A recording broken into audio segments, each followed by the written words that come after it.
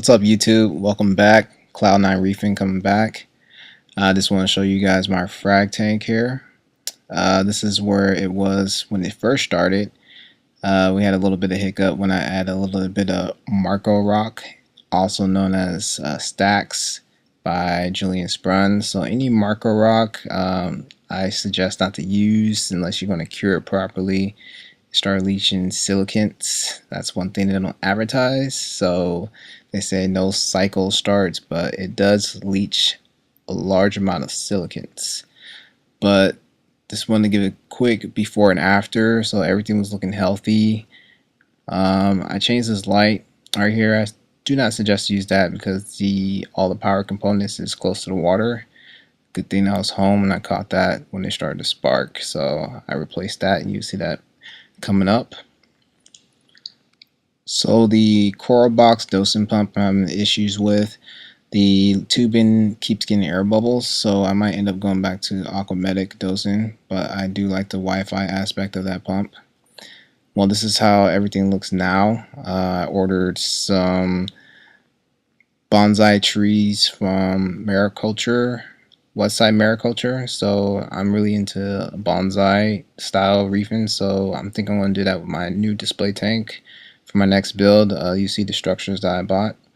It's my quarantine system that's going to go underneath the next 300-gallon tank that I'm building, so I can consolidate space. And then those are my first two structures for the next build. Getting kind of tired, so I think I just want to get the bonsai reefs pre-built. I might build some structures, but depending on my energy, I built all my stands and I just want to get it done.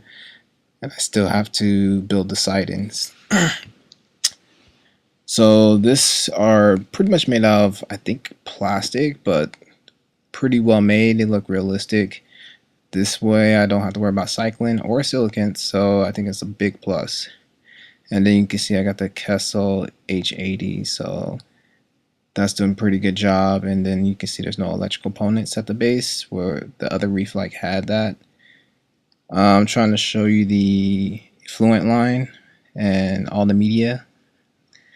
Let's see, you can see it's a steady stream. Let's see, the lights are on. So yeah, it's a steady stream, and I'm pretty sure you're wondering how I did that, because I hardly have any SBS or corals in the tank. So basically you just need to find where your tank is at. So instead of putting the pH at 6.6 or 6.7 and doing a slow drip, I put it at 7.1. So you're just melting a little bit, and you can do a full stream, and then it's dosing right at 400 calcium and 9 kH, aka alkalinity. So if you have a pH monitor or a Neptune's Apex, you can kind of fine tune based on pH and stop worrying. So you don't have to worry about bubble counting, and you can do a steady stream from the get-go. You don't have to wait until you have like a tank full of corals. So I have Chaetomorpha and the Refugium there, and I ordered that from Algae Barn. Unfortunately, I think there was a missed flatworm, so I did have flatworms. I started the tank all dry, so that was the only live organic matter I put in the tank.